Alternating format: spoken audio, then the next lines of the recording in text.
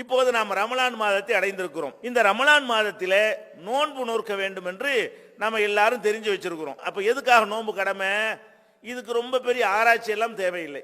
அல்லாஹ் தன்னுடைய திருமறை குர்ஆனிலேயே நோன்பு ஏன் கடமையாக்கப்பட்டது என்பதை ஒத்த வரியில சொல்லி காட்டி விடுகிறான். குத்திப அலைக்குமுஸ் ஸியாம், நம்பிக்கை கொண்டவர்களே உங்கள் மீது நோன்பு கடமையாக்கப்பட்டிருக்கிறது. கமா குத்திப அலல்லதீன மின் கபலிக்கும், உங்களுக்கு முன்னர் வாழ்ந்த சமுதாயத்திற்கு எப்படி நோன்பு கடமையாக்கப்பட்டதோ அதே மாதிரி உங்களுக்கும் நோன்பு கடமையாக்கப்பட்டிருக்கிறது. ஏன் கடமையாக்கப்பட்டது தெரியுமா? லஅல்லக்கும் தத்தகூன், நீங்கள் இறையச்சமுடையவர்களாக ஆக வேண்டும். இதுதான் நோன்புடைய நோக்கம். அப்ப நம்ம நோன்பு வைப்பதற்காக வைக்கிறோமே, எதுக்கு வைக்கணும்? இந்த நோன்பின் மூலம் நம்முடைய இறையச்சத்தை அதிகப்படுத்திக் கொள்ள வேண்டும், இல்லாதவர்கள் இறையச்சத்தை உண்டாக்கி கொள்ள வேண்டும், ஓரளவு இறையச்சம் உடையவர்கள் அந்த இறையச்சத்தை மேலும் அதிகரித்துக் கொள்ள வேண்டும். இந்த நோக்கத்திற்காகத்தான் நாம நோன்பு வைக்க வேண்டும். சில பேர் தவறாக சொல்வார்கள், நோன்பு எதற்கு வைக்கிறோம் தெரியுமா? பசியுடைய கொடுமையை நம்ம புரிந்து கொள்வதற்கு தான் நோன்பு கடமை அப்படிம்பாங்க. அப்படின்னு குர்ஆன்ல எந்த இடத்துலையும் சொல்லப்பட கிடையாது.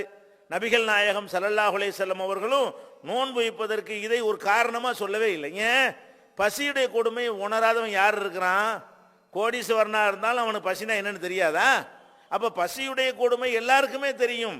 அப்ப பசியுடைய கொடுமையை உணர்வதற்கு ஒரு மாச காலம் பெரிய ட்ரைனிங் கொடுத்து இதான் பசி என்று சொல்லிக் கொடுக்க வேண்டிய அவசியமே கிடையாது. இப்படி இஸ்லாம் சொல்லாத ஒரு காரணத்தை இவங்க சொல்றதுனால அந்த நோன்புடைய அந்த தூய்மை, நோன்பினால் கிடைக்கக்கூடிய நன்மை நம்ம இழக்கக்கூடியவர்களாக ஆகிவிடுகிறோம். கண்டிப்பாக நீங்கள் நினைக்க வேண்டும், பசியுடைய கொடுமையை நம்ம உணரணும் என்பதற்காக நோன்பு கடமையாக்கப்படவே கிடையாது. அப்படி கடமையாக்கப்பட்டு இருக்குமையானால் யாருக்கு வேண்டாம் ஒரு பேரை கடமையாக்கலாம்? பெரிய பெரிய கோடீஸ்வரர்களுக்கு தான் கடமையாக்கணுங்க. அவங்க தான் பசிக்க முந்தைய சாப்பிட்டுருவாங்க. அப்ப பசிக்காகத்தான், பசியை உணர்வதற்காகத்தான் நோன்பு கடமை என்று இருக்குமையானால் அப்ப ஏழைபாளைகளுக்கு அந்த கடமை ஆக்காம பணக்காரங்களுக்கு மட்டும் அல்ல ஆக்கியிருப்பான். ஹஜ் அப்படி ஆக்கியிருக்கானா இல்லையா? வசதி உள்ளவங்களுக்கு மட்டும் அந்த மாதிரி ஆக்காம யா அய்யுஹல்லதீன ஆமனூ, நம்பிக்கை கொண்டவர்களே என்று கூப்பிட்டு உங்கள் மீது நோன்பு கடமை என்று அல்லாஹ் சொல்வதில் இருந்து இது பசிய உணர்ற ஒரு மேற்று கிடையாது.